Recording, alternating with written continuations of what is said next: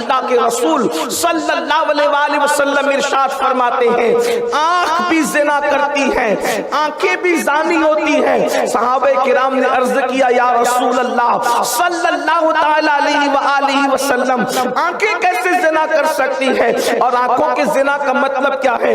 تو اللہ کے حبیب صلی اللہ علیہ وآلہ وسلم ارشاد فرماتے ہیں کہ جب انسان نامحرم عورتوں کو غلط نیت کے ساتھ تکتا ہے تو یہ آنکھوں کا زنا ہے۔ اور اللہ کے حبیب صلی اللہ علیہ وآلہ وسلم ارشاد فرماتے ہیں کہ جو آنکھیں کسی اجنبی عورت کو تکتی ہے اور غلط نیت سے تکتی ہے اور پاپ کی نیت سے تکتی ہے، قیامت کے دن ان آنکھوں کے اندر آگ کی سلاخیں ڈالی جائے گی، ان کو آگ کا سرما پہنایا جائے گا۔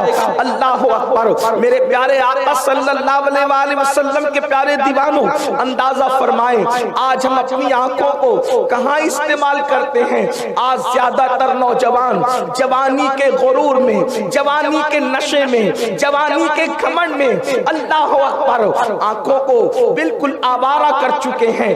آنکھیں جو دیکھ رہی ہے، کبھی پکچر کے پوسٹر، کبھی گندی فلمیں، کبھی عورتوں پر بدنگاہی، حتیٰ کہ محلے والی خواتین کو گھر میں جو اللہ اکبر کبھی سالی کبھی بھابج، اللہ اللہ، اسی طریقے سے اجنبی عورتوں کو جو جن کے ساتھ پردہ کرنا فرض ہے، اللہ اکبر، ان لوگوں پر بدنگاہی کرنا آج گناہ ہی نہیں سمجھا جاتا۔ میرے پیارے آقا صلی اللہ علیہ وآلہ وسلم کے پیارے دیوانوں، حضرت سیدنا عیسیٰ علیہ نبینا علیہ السلام ارشاد فرماتے ہیں آنکھوں کی حفاظت کرو، اس لیے کہ جو آنکھوں کی حفاظت نہیں کرتا ڈر ہے کہ وہ زنا میں مبتلا ہو جائے۔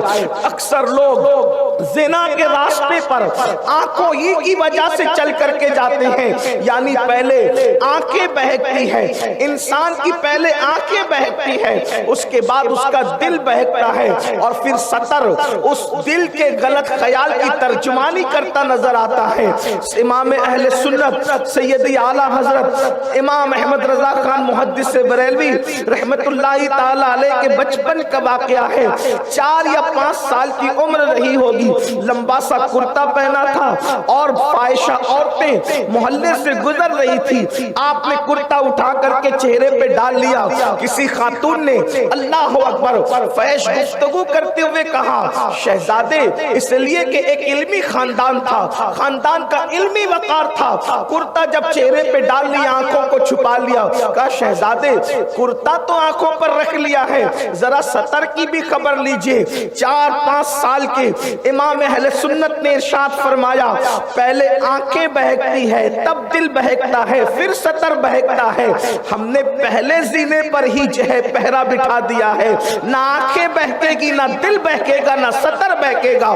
اس طرح سے جو انسان اپنی آنکھوں پہ کنٹرول کر لیتا ہے اللہ اکبر، وہ بدی اور بدکاری سے محفوظ ہو جاتا ہے۔ میرے پیارے آقا صلی اللہ علیہ وآلہ وسلم کے پیارے دیوانوں، کبھی کبھی بدنگاہی انسان کو کفر تک لے جاتی ہے۔